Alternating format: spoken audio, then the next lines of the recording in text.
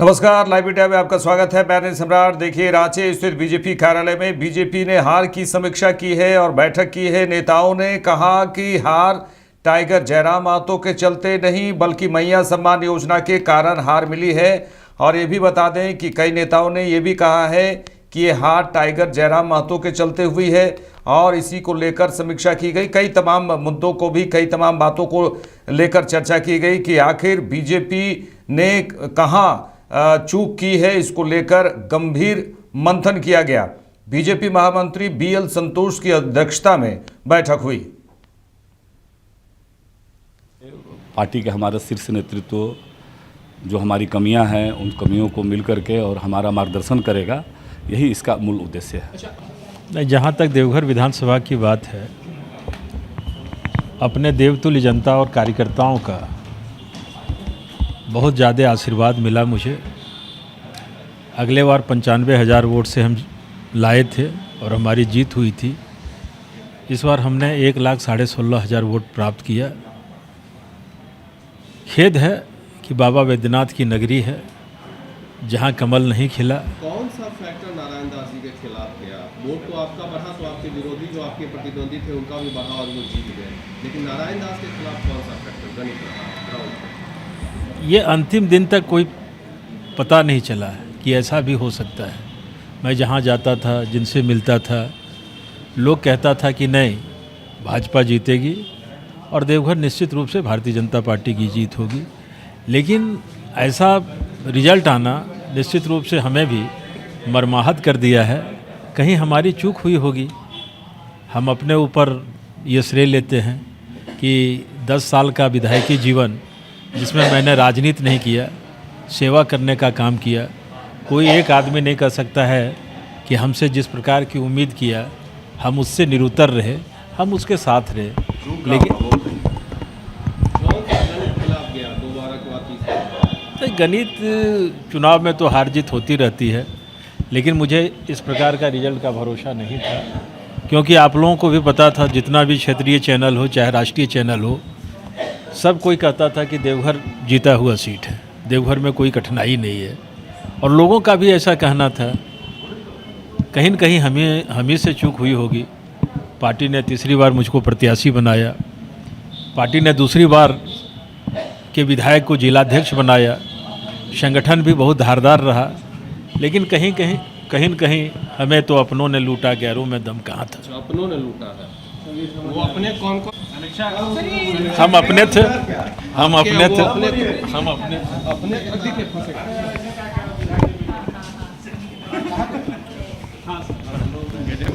चूक की बात नहीं होती है। हम लोगों ने लड़ा, जी जान लगा करके लड़ा।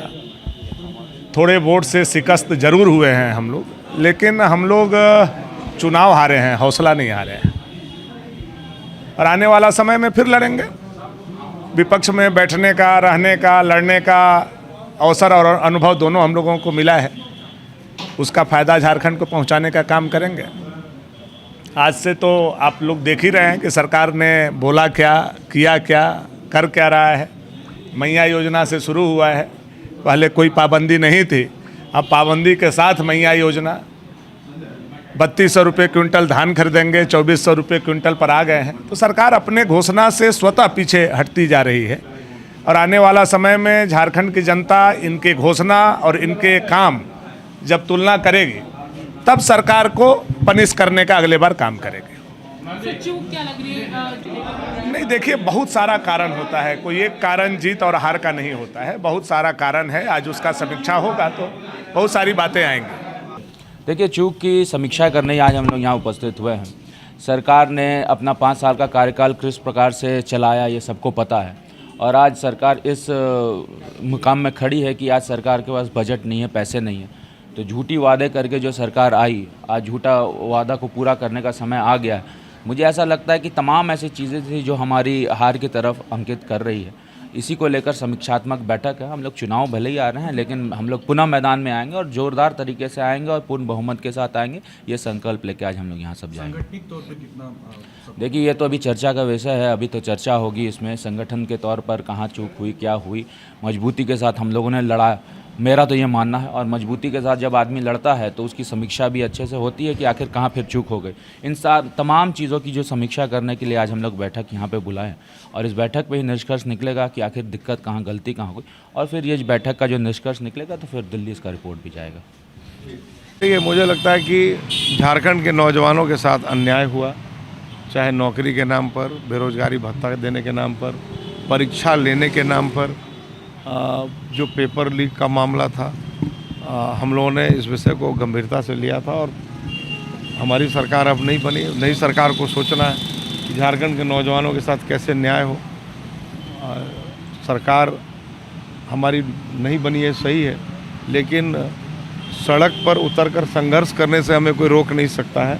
और जब जब अन्याय होगा, जो अन्याय हुआ उसके लिए भी और भविष्य में भी जो अन्याय हुआ या होगा, तो उसके लिए भी हम लोग सड़क पर उतरकर संघर्ष करेंगे, सरकार को मजबूर करेंगे। अब तो विपक्ष का धर्म यही है। निरंजन जी, क्या कारण रहा आपके सीट पे हार का? देखिए, अब तो कारण जानने के लिए यहाँ बड़े नेता आए हैं, लोग बैठेंगे, विचार करेंगे। मुझे इतना ही कहना है कि मैं तो पिछली बार 2019 में मुझे 1,12,000 के करीब वोट आया था। इस बार मेरा वोट बढ़ा है, मुझे 1,26,231 वोट मिले, तो लगभग 14,000 से ज़्यादा वोट मुझे मिले इस बार पिछले बार की तुलना में। उसके बाद भी अगर मैं नहीं जीत पाया तो कहीं ना कहीं कमी रही हो। पूरे राज्य में भाजपा की ये जो परफॉर्मेंस देखने को नहीं, अब तो उसके लिए लोग बैठ रहे हैं, विचार करेंगे। और इसका अर्थ ये नहीं है कि भारतीय जनता पार्टी समाप्त हो गई है। मैया योजना बड़ा फैक्टर रहा सर। देखिए, जब कोई जीतता है तो स्वाभाविक रूप से कई कारण होते हैं, कोई हारता है तो स्वाभाविक रूप से उसके भी कई कारण होते हैं, तो उसकी समीक्षा करेंगे और जो कमियां हैं उसको ठीक करेंगे। क्या लगता है बांग्लादेशी घुसपैठ बैकफायर नहीं ले लिया? देखिए, वो एक ऐसा विषय है कि उसके दंश को पूरा संथालपुर झेल रहा है और मैं समझता हूँ पूरा झारखंड झेल रहा है। आज नहीं तो कल लोगों को समझ में आएगा कि भारतीय जनता पार्टी ने जो विषय उठाया वो कितना गंभीर है। हम इससे पीछे हटने वाले नहीं। जनता को नहीं समझा पाएंगे। हाँ, थैंक यू। सबका स्नेह, सबका आशीर्वाद, सबका विश्वास, उसी को लेकर के हम काम करते हैं और वही किए। सबसे पहले तो केंद्र और प्रदेश नेतृत्व ने हम पे भरोसा किया, इसके लिए उनको आभार। और फिर हमारे कोडरमा के अभिभावक तुल्य जनता, उन्होंने तीसरी बार हमें आशीर्वाद देने का काम किया, हम पे भरोसा किया, इसलिए उनको भी आभार अर्पित करते हैं। और जिस प्रकार उन्होंने अपनी बहन, अपनी बेटी बना करके हमें सेवा करने का मौका दिया है और हम भी हमेशा कोशिश किए हैं पूरी निष्ठा, पारदर्शिता, समर्पित भावना से कार्य करने का। कभी हमने नेता बनने की कोशिश नहीं की। हम हमेशा कोडरमा की बहू, बेटी, बहन बन के ही काम किए और आगे भी इसे जारी रखेंगे। जिस प्रकार उन्होंने हम पे भरोसा किया है, विश्वास किया है, ये विश्वास को हमेशा बनाए रखेंगे। इसलिए सबसे पहले तो उनको, हमारे कोडरमा के देवतुल्य जनता, जिन्होंने इतनी विश्वास करके, भरोसा करके हमें तीसरी बार सेवा करने का मौका दिया है, पूरी निष्ठा भाव के साथ हम फिर से उनकी बहन बेटी बन के सेवा करेंगे। जीत की बड़ी वजह क्या मानते हैं? नीरा जी, कहाँ से मोदी जी पार्टी से चूक हुई है? देखिए, हम एक कार्यकर्ता होने के नाते बस शीर्ष नेतृत्व का जो आदेश निर्देश मिलता है उसका पालन करते हैं। हाँ, क्षेत्र में एक सामाजिक कार्यकर्ता के रूप में लोगों की सेवा करने का काम करते हैं। हमारे मुख से, हमारे कलम से जितने लोगों का कल्याण हो सके उसके लिए हम कोशिश करते हैं। ठीक है, राजनीति में बहुत पक्ष विपक्ष होते हैं, लेकिन हमारा मानना है कि जब हम चेयर पे बैठे तो हमें सबके लिए कार्य करना चाहिए, उसमें कोई पक्ष विपक्ष नहीं रह जाते हैं। हमारा काम इतना होना चाहिए कि जनता के हित में कार्य हो, राज्य हित में कार्य हो और कोई भी कार्य ऐसा ना हो जिससे किन्हीं को परेशानी हो। हर चीज़ को देखते हुए कार्य करना चाहिए। सदन के अंदर में भी आपने देखा होगा कि जब हम विपक्ष में भी थे, कोई भी प्रश्न भी उठाते थे तो उसको जेन्युइन होकर के हमने सुझाव देने का भी काम किया। सरकार को भी सुझाव देते थे कि अगर आप ऐसा कर रहे हैं तो इसमें क्या परेशानी आएगी और इसका निष्पादन आप किस ढंग से कर सकते हैं। तो हमारा प्रयास रहता है कि सिर्फ समस्या नहीं रखना, समस्या के साथ में एक सकारात्मक सोच के साथ सुझाव देना, जिससे कि हर लोगों का कल्याण हो सके। एक्चुअल में जो राज्य में परेशानियां हैं उस परेशानियों से हम कैसे उभरे, क्योंकि पक्ष हो या विपक्ष, राज्य हित में एक मंच में बैठ कर के निर्णय लेना बहुत ज़रूरी है और हमने ये हमेशा प्रयास किया है, आगे भी प्रयास करेंगे। और आप सभी हमारे मीडिया के भाई बहनों को भी बहुत धन्यवाद। आप लोगों का भी हमें काफ़ी स्नेह मिला, आप लोगों का साथ मिला और फिर से हम तीसरी बार सेवा करने का जो मौका मिला है, आप सभी लोगों को विश्वास दिलाते हैं, किन्हीं के विश्वास को हम टूटने नहीं देंगे। बहुत धन्यवाद। आप लोगों की नीरा जी क्या वजह मानती है? एक तरफ प्रचंड जीत और एक तरफ प्रचंड हार।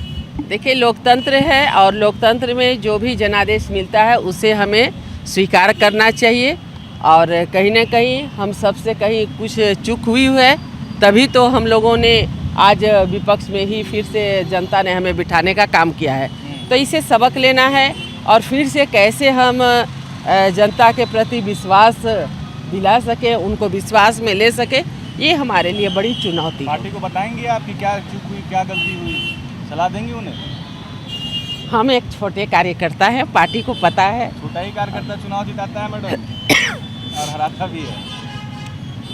हम लोग कार्यकर्ता हैं, जो भी हमारे संज्ञान में है निश्चित रूप से सुझाव के तौर पे। बहुत शुक्रिया। आगे बढ़ेंगे। आरजेडी नेता तेजस्वी यादव के स्मार्ट मीटर नहीं स्मार्ट चीटर वाले बयान पर केंद्रीय मंत्री राजीव रंजन ललन सिंह ने कहा है कि स्मार्ट मीटर से क्या दिक्कत है, आप बिजली उपयोग कर रहे हैं तो बिजली का भुगतान तो होगा ही, न तो स्मार्ट मीटर वही है, आप जितना बिजली उपयोग करेंगे उतना ही भुगतान करिए। यादव कह रहे स्मार्ट मीटर नहीं स्मार्ट चीटर। स्मार्ट मीटर में क्या प्रॉब्लम है भाई? बिजली, आप कोई भी बिजली जला रहे हैं तो बिजली जला रहे हैं तो बिजली का भुगतान तो होना ना चाहिए। तो स्मार्ट मीटर वही है ना, आप अपना जितना चार्ज करिए, जितना बिजली जलाइए उसका उतना भुगतान करिए। आगे बढ़ेंगे। बिहार के डिप्टी सीएम विजय कुमार सिन्हा ने कहा है कि विपक्ष के पास कोई मुद्दा नहीं है, बिहार में विकास की गति बढ़ रही है, डबल इंजन की सरकार बिहार में जनता के विश्वास पर खरा उतर रही है। मुद्दा विहीन होकर विपक्ष सदन को तमाशा बनाना चाहती है, विपक्ष हताश और निराश है। उन्होंने कहा कि वे भ्रम का माहौल बनाना चाहते हैं। खरा उतर रही है, विपक्ष मुद्दा विहीन होकर सिर्फ तमाशा सदन को बनाना चाहते हैं, लेकिन सदन में सदस्यों के प्रश्नों का सकारात्मक जवाब से बिहार के जनता की विकास की गति बढ़ रही है और विपक्ष हताश निराश है। विपक्ष के पास कोई मुद्दा नहीं रहने के कारण वो भ्रम की वातावरण फैला रहे हैं। वो कह रहे हैं कि इसमें भ्रष्टाचार हुआ है, प्रधान सचिव तक जेल में गए और ये तार बहुत लंबा है। अब खुल करके माननीय मंत्री जी ने कहा है कि कोई सबूत है, ये एनडीए की ही सरकार है जिसमें कोई गलत करेगा तो जेल में जाएगा, प्रधान सचिव हो या कोई भी हो। लेकिन राजद के लोग सजायाफ्ता राष्ट्रीय अध्यक्ष बनेंगे, वो राजद की और कांग्रेस की कल्चर है। एनडीए के कल्चर में कितना हूँ बड़ा पद पर बैठा व्यक्ति जेल जाएगा। कोलकाता में बीजेपी सांसद कंगना रनौत ने बांग्लादेश मुद्दे पर कहा कि बांग्लादेश में साधु संतों की स्थिति बहुत दुर्भाग्यपूर्ण है। यह चिंता की बात है कि इन अत्याचारों के खिलाफ यहाँ कोई विरोध प्रदर्शन नहीं हो रहा है। जब से मोहम्मद यूनुस बांग्लादेश में सत्ता में आए हैं, देश में पूरी तरह से अशांति है और उन्होंने कहा है कि हम बांग्लादेश में हिंदुओं के समर्थन में खड़े हैं। वहाँ पे साधुओं की संतों की हो रही है, ये हमारे लिए बहुत ही चिंताजनक है।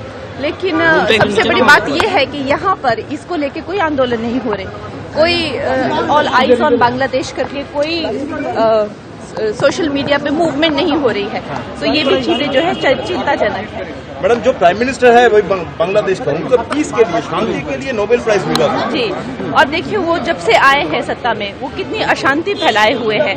हम तो यही कह सकते हैं इस मुश्किल के टाइम पे बांग्लादेशियों के साथ में कि हम हैं और जो हिंदू वहाँ पे है उनके साथ में हम पूरी तरीके से है। और जय श्री राम, और उसके सिवाय हम कह सकते हैं कि श्री कृष्ण जो है उनकी रक्षा करेंगे। मैडम, महाराष्ट्र में जो सरकार बनने वाली है आपका। नीतीश कुमार गांधी मैदान में, बिहार के सीएम नीतीश कुमार गांधी मैदान में कृषि यंत्र मेले का उद्घाटन किए। मुख्यमंत्री नीतीश कुमार का बड़ा बयान, उन्होंने कहा कि लालू राबड़ी राज में कुछ नहीं था। उन्होंने कहा कि बिहार में जो कुछ हो रहा है वो हमने किया है। वहीं कृषि मंत्री मंगल पांडे ने कहा कि जो कृषि मेला लगा है उसमें आप देख रहे हैं कि किसानों के बेहतरी के लिए राज्य सरकार किस तरीके से काम कर रही है। किसानों को 50% की छूट पर यहाँ यंत्र मिल रहा है। बिहार में महिला सशक्तिकरण के लिए भी तेजी से काम हो रहा है।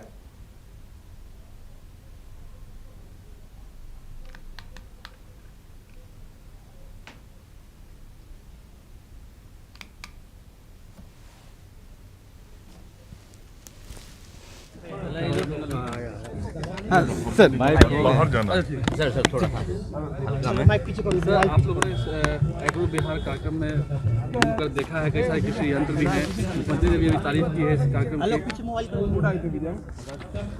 देखिए, ये 4 दिवसीय कृषि यांत्रिकरण मेला का आज उद्घाटन माननीय मुख्यमंत्री श्री नीतीश कुमार जी के द्वारा किया गया। इसका मकसद ये होता है कि जो आज आधुनिक यंत्र आए हैं खेती के काम के लिए, जिससे किसानों को लाभ होता है, उनके उत्पादन और उत्पादकता को वृद्धि होती है और उनका आर्थिक आमदनी बढ़ता है, वैसे सभी उपकरणों का प्रदर्शनी यहाँ लगाया गया है। और बिहार की सरकार इस बात का हमेशा प्रयास करती है कि हमारे जो किसान हैं वो आधुनिक कृषि यंत्रों का उपयोग करें। और अभी इस वर्ष हम लोगों ने 186 करोड़ रुपया अनुदान देने का इस कृषि यंत्र के संदर्भ में निर्णय किया है और कुल 75 प्रकार के कृषि यंत्र दिए जाते हैं, जिसमें 40% से लेकर 80% तक का अनुदान सरकार की ओर से किसानों को उपलब्ध कराया जाता है। तो इतनी बड़ी राशि जो अनुदान के रूप में किसानों को दी जाती है वो इसलिए कि किसान प्रोत्साहित होकर आधुनिक यंत्रों का इस्तेमाल करें, खेतों का उत्पादन बढ़े, उनको लाभ हो। और इस यांत्रिकरण मेले में जो कृषि यंत्र उत्पादन करने वाले हमारे किसान हैं वो भी आते हैं, व्यापारी भी आते हैं। और जो विभिन्न प्रकार के आप देख रहे होंगे इस मेले में कि बिहार में भी अब बहुत तरह के आधुनिक कृषि यंत्रों का उत्पादन हो रहा है, यहाँ बनाया जा रहा है और इसका लाभ बिहार के किसानों को मिल रहा है। तो कुल मिला के हमारा प्रयास है कि आदरणीय प्रधानमंत्री श्री नरेंद्र मोदी जी के नेतृत्व में और श्री नीतीश कुमार जी के मार्गदर्शन में जो बिहार में सरकार चल रही है वो किसानों को आर्थिक रूप से खुशहाल बनाए, समृद्ध बनाए। और इस यांत्रिकरण मेले में बहुत बड़ी संख्या में हमारे किसान भाई बंधु बहनें आ रही हैं। एक बड़ा परिवर्तन आपको दिखाई पड़ रहा होगा कि पहले कृषक का मतलब लोग पुरुष समझते थे, लेकिन आज कृषक का मतलब पुरुष के साथ महिलाएं भी हैं। तो नरेंद्र मोदी जी और नीतीश कुमार जी के नेतृत्व में जो महिला सशक्तिकरण हुआ है, आर्थिक रूप से जो उनका सशक्तिकरण हुआ है कृषि के माध्यम से, वह भी आपको इस मेले में बहुत स्पष्ट तौर पे दिखाई पड़ेगा। तो कुल मिला के ये अगले 2 दिसंबर तक मेला चलने वाला है और इसका लाभ बिहार के लाखों लाख किसान उठाएंगे। आपको बधाई है, आप लोग आए हैं देखने के लिए। अरे एक मिनट सर, एक सवाल है, स्मार्ट कितना ज्यादा कृषि क्या खेती अच्छा होता है ना, शुरू से ही लगाया हुआ था, पहले कितना कम था। तो याद करिए ना, खाली आप भूलिएगा मत जो हम लोग काम कराए 2006 से, और उसी के बाद कितना ज़्यादा कृषि रोड मैप भी शुरू कराए, एक एक काम करा के जितना हुआ। इस तरह का तो कितना बार मीटिंग होता है, जहाँ जहाँ लोग पढ़ाई कराते हैं, जैसे भी सबको सिखाते हैं, बहुत अच्छा हो रहा है। और कृषि का कितना अच्छा काम होता है, और देखिएगा कितने प्रकार की खेती होती है। अब पहले कोई खेती होता था, याद करिए ना, खाली भुलाइएगा मत। लेकिन सर अरे याद करिए, आप कभी कोई कर पाया था? आपका काम बहुत लोगों को पसंद नहीं भी आता। अच्छा ठीक है, ठीक काम नहीं करता बहुत लोग। अरे कैसे नहीं करता, और कोई किया आज तक? शुरू से ना हम लोग करवाए हैं। ये लोग जो काम कर रहे हैं, ये सब भी हम ही लोग ने लोगों को बुलवाए हैं। और तब जो डिपार्टमेंट की तरफ से सब जगह से लोग करते हैं। इस बार देखिए, हर बार ज़्यादा से ज़्यादा लोगों को एक एक चीज़ को बताने के लिए किया जाता है। उसी के लिए यहाँ पर एक बार मीटिंग होती है। तो आज देखिए, आज तो कितना बढ़िया और करा है, हर बार होता है, तो इस बार और बड़ा हुआ। और शुरू से जितना काम हुआ है, याद करिए ना, याद था जी, हम 5 के तो नवंबर में आए थे और उसका सब काम जो शुरू किए हम लोग अब पहले कुछ था, सब काम करवाए हम। महिला कितना रहती है देखते हैं आप लोगों को, मरवा कम है नहीं देखते हैं। पहले क्या था, एक एक तरह से पहले नहीं था, अब सब जगह पर सबके लिए काम है। अब महिलाएं कितना बढ़िया से चारों तरफ काम करती, हम ही लोग ना सब कुछ शुरू से करवाए हैं, तो याद करिए। ठीक है, अच्छा, बहुत हमको खुशी है कि आप लोग देख रहे हैं, एक एक बात देख लीजिए, अच्छा रहेगा। ठीक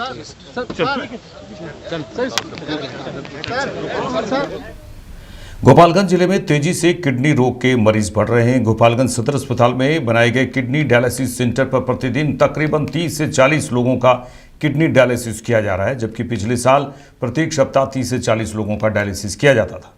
डायलिसिस कराने वाले मरीजों की बात करें तो अभी काफ़ी संख्या में बुजुर्ग लोगों के अलावा नए उम्र की महिला और पुरुषों की संख्या अधिक देखी जा रही है।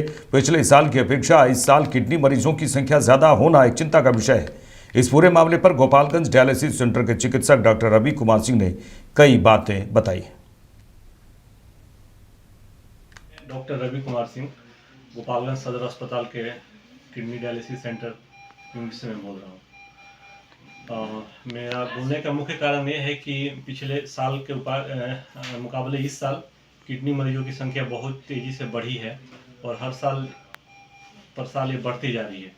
तो इसी के बारे में हम लोग थोड़ा इसमें बात करेंगे कि लोग जागरूक कैसे हो सकें और इस बीमारी से कैसे बच सकें, क्योंकि बहुत सारी चीज़ें होती हैं जिसे करके हम इस बीमारी से बच सकते हैं। तो आइए शुरू करते हैं। सबसे पहले तो देखते हैं कि ये बीमारी होती क्यों है और इतनी जल्दी फैल क्यों रही है। इस बीमारी होती क्यों है, तो सबसे पहला कारण इसका होता है शुगर के मरीज में ये बीमारी बहुत जल्दी हो जाती है। किडनी की बीमारी जो होती है, किडनी फेल कर जाती है। वैसे मरीजों को जो शुगर कंट्रोल नहीं रख पा रहे हैं या फिर बिना डॉक्टरी सलाह की दवाइयाँ खा रहे हैं, जिनकी निरंतर रूप से शुगर की रीडिंग जो है बहुत हाई रह रही है, एक तो इस तरह के मरीज हो गए। दूसरे मरीज हैं ब्लड प्रेशर के मरीज, जिनका बीपी बहुत हाई रह रहा है और ब्लड प्रेशर के कारण का पता नहीं चला और उन्होंने खुद ही दवाई लेनी शुरू कर दी। तो इससे मरीज को भी किडनी की बीमारी लग सकती है आगे चल के, जिसको क्रोनिक किडनी डिजीज कहा जाता है, और आगे चल डायलिसिस करनी पड़ती है या फिर ट्रांसप्लांट करना पड़ता है। और भी जो है यहाँ पे देखने को मिलता है कि हम लोग गांव के एरिया में बहुत लोग कहीं से कुछ दवाइयाँ खरीद के खा लेते हैं, खासतौर से पेन किलर। तो पेन किलर का एक बहुत ही बहुत बड़ा रोल है किडनी के बीमारियों में, और ये निरंतर रूप से बहुत दिनों तक दर्द की दवाइयाँ खाने से भी किडनी की बीमारी होती है और ये मुख्य कारणों में से ये भी है। इसके अलावा जो है कि पेस्टिसाइड वाले खाने यूज करने से और से भी ये बीमारी यहाँ देखने को मिला है कि बहुत तेज़ी से बढ़ा है कुछ दिनों के अंदर में। तो कुछ अब इसका देखते हैं कैसे इसको बचा जा सके। इसका उपाय यही है कि जो भी अगर आपको इस तरह की कुछ लक्षण लगते हैं, फर्स्ट देखने का लक्षण क्या होता है। तो लक्षण में तो ऐसे तो कुछ डायरेक्ट सिम्टम शुरुआती में नहीं आता है इसका, और खून की जांच कराने पे ही पता चलता है, जैसे कि क्रेटनिन का बढ़ जाना और बीपी जो होती है पेशेंटों में, बीपी कंट्रोल में ना आना, कुछ दो तीन दवाइयाँ देने के बाद बीपी कंट्रोल ना आए, तो एक बार किडनी की भी जांच करा लेनी चाहिए। और उसी में ये पकड़ में आता है कि किडनी कैसे खराब होने लगी है, और डॉक्टरी सलाह लें और डॉक्टरी सलाह के बाद ही कोई दवाई खाएं।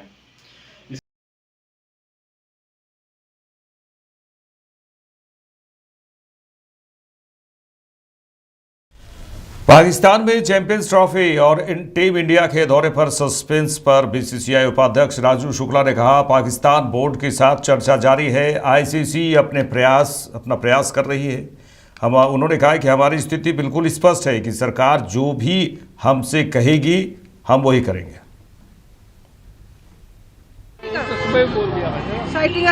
सुबह भी मैंने बोल दिया कि बात चल रही है, अभी पाकिस्तान बोर्ड से सब बात चल रही है, आईसीसी अपना प्रयास कर रही है। हमारी पोजीशन बड़ी क्लियर है कि जो भी हमें गवर्नमेंट कहेगी हम वो करेंगे।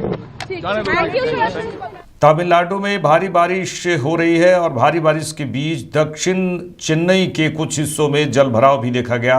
आईएमडी के मुताबिक चक्रवाती तूफान फेंगल 30 नवंबर की शाम आज की शाम 70 से 80 किलोमीटर प्रति घंटे की रफ्तार से चलेगी, हवा चलेगी और साथ ही पडुचेरी के करीब कराईकल और महाबलीपुरम के बीच उत्तर तमिलनाडु पुडुचेरी के तटों को पार करेगा।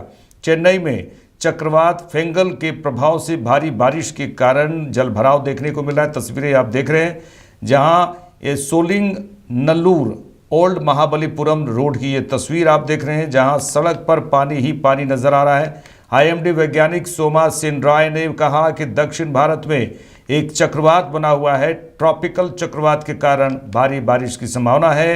बारिश हो रही है। उत्तर तटीय तमिलनाडु, दक्षिण तटीय आंध्र प्रदेश, दक्षिण तटीय रायलसीमा में जोरदार बारिश की संभावना है। करें तो एक पश्चिम विक्षोभ अभी नॉर्थ वेस्ट इंडिया को इफेक्ट करने वाली है आज से। आज भी अगर WD का पोजीशन देखते हैं वो 63 डिग्रीज ईस्ट है, धीरे धीरे ईस्टवर्ड आएगी। थोड़ा सा बारिश होने की संभावना है खासकर जम्मू एंड कश्मीर में, और मगर प्लेन्स में खास इफेक्ट नहीं रहेगा। तो प्लेन्स में लगभग जो सिचुएशन अभी है ऐसा ही चलेगा। आपका मिनिमम मैक्सिमम टेम्परेचर्स में साफ मौसम के कारण खास चेंज नहीं होगी। शायद मिनिमम टेम्परेचर 1 से 2 डिग्री बढ़ेगी अगले 3-4 दिन में। उसके बाद शायद थोड़ा गिरावट आएगी, मगर हम वेट करेंगे। पहाड़ों में भी थोड़ा सा अभी से गिरावट का पॉसिबिलिटी है, मगर अभी भी हम लोग इसको पूरा ही मोर और लेस नो लार्ज चेंज में ही रहेगा पूरा नॉर्थ इंडिया का वेदर। बाकी साउथ इंडिया में साइक्लोन है, ट्रॉपिकल साइक्लोन के कारण बारिश का आज हमने जो अनुमान दिए हैं वो है कि एक्सट्रीमली हेवी रेनफॉल यानी 20 सेंटीमीटर से ज़्यादा बारिश होने की संभावना है, खासकर नॉर्थ कोस्टल तमिलनाडु के डिस्ट्रिक्ट्स में, साथ ही साथ south coastal Andhra Pradesh, south coastal Rayalaseema में भी एक्सट्रीमली हेवी रेनफॉल का आज पॉसिबिलिटी है। कल से बारिश का अमाउंट तमिलनाडु में ऐसा ही रहेगा, और मगर थोड़ा इंटीरियर तक पहुंचेगा वो रेनफॉल, और परसों से वो रेनफॉल मोस्टली इंटीरियर तमिलनाडु और केरला में ज़्यादा बारिश रहेगी। पर्टिकुलरली दिल्ली की बात करें तो क्या कोई वेदर में चेंज देखने को मिलता है? दिल्ली में अभी जैसे मैंने बताया कोई खास डीप पश्चिम विक्षोभ नहीं है। इसके कारण से हमारी उम्मीद है कि दिल्ली का वेदर में खास चेंज नहीं आएगी। मैंने जैसे बताया कि 1 डिग्री 2 डिग्री बढ़ सकती है, मगर वो नो लार्ज चेंज के अंदर रहेगी। उसके आगे जैसे आपका आज से लेके 5वें दिन यानी कि 4th और 5th को उम्मीद है कि थोड़ा गिरने का संभावना आ रहा है, मगर हम ओवरऑल नो लार्ज चेंज में ही कवर कर रहे हैं। विंड स्पीड भी मतलब ज्यादा नहीं है? विंड स्पीड भी अभी नहीं है। विंड स्पीड अभी मॉडल्स में थोड़ा दिखा रहा है कि 4-5 तारीख तक थोड़ा सा विंड स्ट्रेंथन होगी, मगर वो भी फोरकास्ट है, तो हम थोड़ा वेट करके उसका। बीजेपी नेता प्रतुल शाह ने कहा है कि झारखंड कैबिनेट में हिस्सेदारी को लेकर कांग्रेस ने डिप्टी सीएम पद की मांग की, जिसे जेएमएम ने मना कर दिया। उन्होंने कहा है और जनता के हित पर ध्यान नहीं है। प्रतुल शाह ने यह भी कहा है कि हेमंत सरकार का जनता के हित पर ध्यान नहीं है, किसको कितने पद मिलेंगे इसी पर फोकस है। देखिए, हम लोगों ने तो सरकार को शुभकामनाएं दी थी और सफल कार्यकाल के लिए हमारी इच्छा भी है कि वो सफलता से अपना कार्यकाल पूरा करे। लेकिन जिस तरीके से यहाँ आप देखिए राजनीतिक रूप से मारकाट मचा हुआ है, कैबिनेट के बर्थ के लिए उप मुख्यमंत्री का डिमांड किया कांग्रेस ने और उसको झारखंड मुक्ति मोर्चा ने मना कर दिया। तो यहाँ पे जो जनता के हित में बात होनी चाहिए वो फोकस हटा हुआ है। यहाँ किसको कितना बर्थ मिलेगा, झारखंड मुक्ति मोर्चा के फॉर्मूला जो तय कर रही है उसके हिसाब से तो कांग्रेस 3 बर्थ पे रह जाएगी, राजद को 1 भी बर्थ नहीं मिलेगा। तो क्या सारे 10 मंत्री जो हैं वो झारखंड मुक्ति मोर्चा के होंगे? तो ये अभी सरकार की शुरुआत ही हुई है और ये आपसी खींचातानी दिखने लगे। तो ये हमेशा होता है, इंडी गठबंधन का जहां सरकार बनती है इनको नीति सिद्धांत से कम मतलब होता है। ये इनके प्रक्रिया सत्ता में आ जाते हैं और उसके बाद इनका असली चेहरा दिखना शुरू हो जाता है। मतलब आप ये कह रहे हैं कि खबर भले बाहर नहीं आ रही है लेकिन अंदर भयंकर मनमुटाव चल रहा है मिनिस्ट्री ऑफ पोस्ट को लेकर। देखिए, बिल्कुल कांग्रेस के बड़े नेता हैं सुबोध कांत सहाय, केंद्रीय मंत्री भी रहे हैं। उन्होंने स्पष्ट तौर पर कहा था कि भाई हमें जो है उप मुख्यमंत्री का पद देना चाहिए। झारखंड मुक्ति मोर्चा ने इससे इनकार किया और उसके बाद खबरें आई कि मुख्यमंत्री जी 11 मंत्रियों के साथ शपथ लेंगे। इस पे सबों ने हामी भरी, लेकिन अचानक मुख्यमंत्री अकेले शपथ लेते हैं, तो कहीं ना कहीं तो कुछ ना कुछ गड़बड़ है। और ये तो पूरी सरकार को बड़ा मैंडेट मिला है, तो फिर इसमें क्या चीज का प्रॉब्लम है? बस प्रॉब्लम यही है कि जिस सबको लगता है कि किसकी कितनी ज्यादा हिस्सेदारी हो कैबिनेट में। मुझे लगता है इस सरकार ने सबक नहीं लिया है अपनी पिछली गलतियों से। 5 वर्ष जनता ने इनको फिर से मैंडेट दिया है, हालांकि पिछला 5 वर्ष इनका ऐसा बीता था जो झारखंड के लिए काला धब्बा था, लेकिन चलिए जनता का मैंडेट मिला तो हम भी सम्मान करते हैं। उम्मीद थी कि मुख्यमंत्री जी नई शुरुआत करेंगे, लेकिन ये होता दिख नहीं रहा। अब आते हैं आईएनसी नेशनल प्रेसिडेंट मल्लिकार्जुन खड़गे के स्टेटमेंट पर। उन्होंने जो चुनाव की तैयारियां हैं वो कम से कम 1 साल पहले से शुरू हो जानी चाहिए। अब देखिए, खड़गे साहब पता नहीं अपने पार्टी का पुराना इतिहास नहीं देख रहे हैं। इन्होंने तो कभी भी क्षेत्रीय दलों को उभरने नहीं दिया, क्षेत्रीय नेतृत्व को अपने पार्टी का उभरने नहीं दिया। यहां तो सिर्फ एक ही परिवार के आसपास इनकी राजनीति जो है वो पिछले 60 वर्षों से टिकी रही, वो गांधी परिवार था।